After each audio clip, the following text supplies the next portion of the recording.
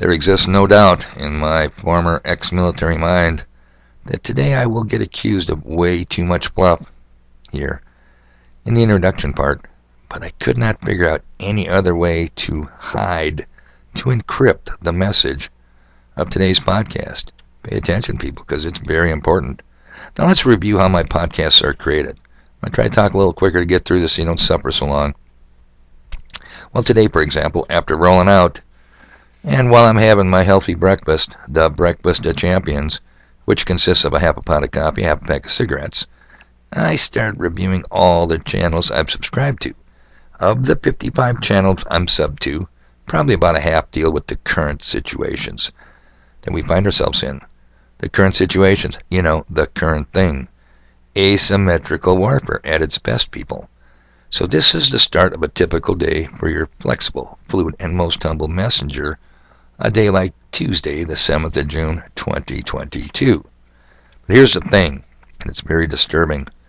I can't seem to get past the third or fourth sub-channel anymore, and I already have enough material for more than several podcasts, not just one. No, people, I don't have to scratch and scrounge around for interesting or critical information. Our collision with destiny is bearing down on us fast and furiously. Don't doubt me. And I don't think we're going to make it. I don't think we're going to survive it. You've been listening to the Russians again? They're rattling the war drums, people. They will go to nukes if you keep pushing them. Now, nothing short of a miracle, and the trust the plan QAnon bullshit, and the Donald 2024 ain't gonna make it, ain't gonna help, because there are no physical solutions to spiritual problems.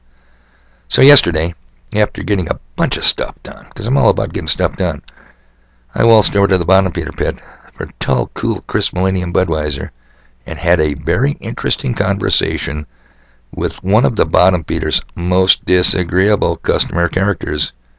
Nope, it wasn't BF, although he was there. It wasn't Murray, although he was en route. Nope, not even my buddy, the mailman, who showed up after finishing another vacation. Looks to me like he's got to work 10 days now before he gets another 20 days off. Now, I'm not going to tell you the guy's name, because without their permission, your secrets and identities are safe with me. And if you don't believe me, ask Scotty D from Botno. He was there too, looking to scarf up more businesses, I think.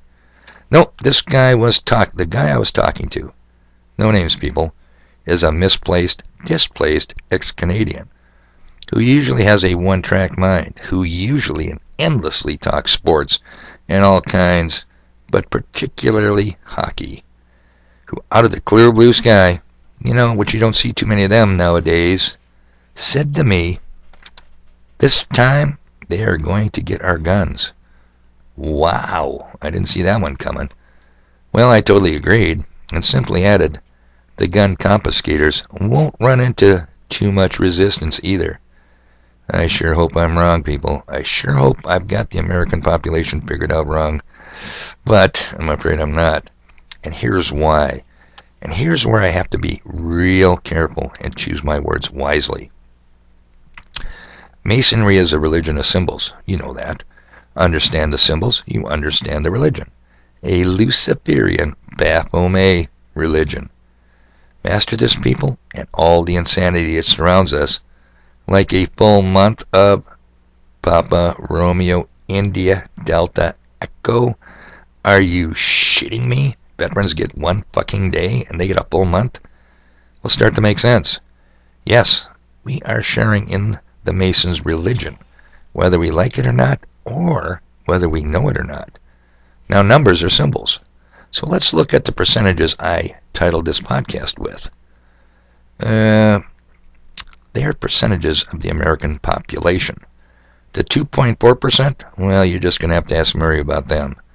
The 14% of the population, well, let's just say they do a lot of commercials and play a lot of professional sports.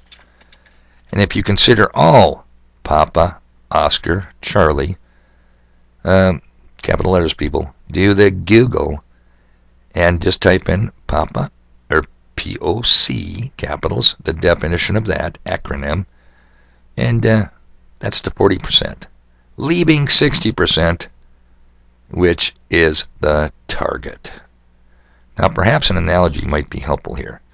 A shepherd, the 2.4%, direct the sheepdogs, the 14%, and the rest of the 40% minus the original 2.4%. It's not complicated math here, people.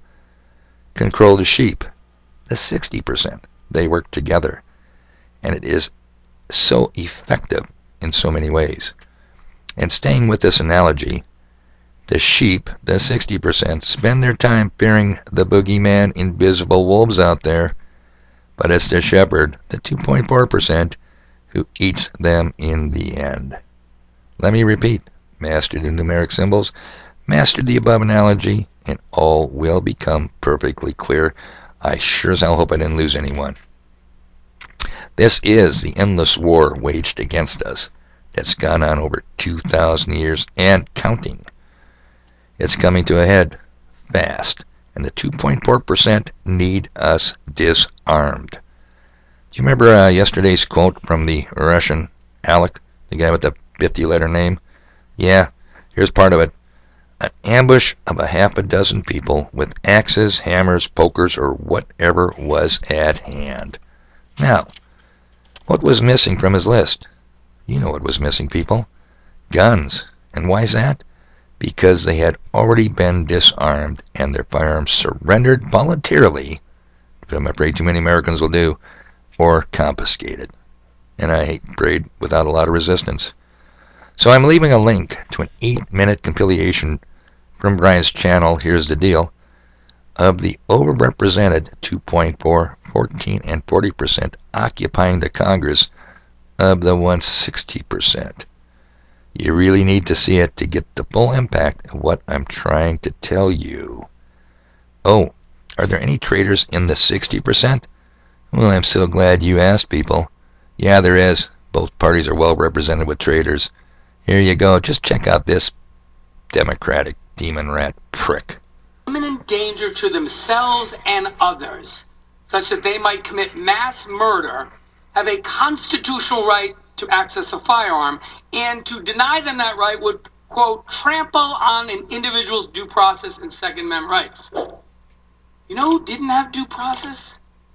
You know who didn't have their constitutional right to life respected?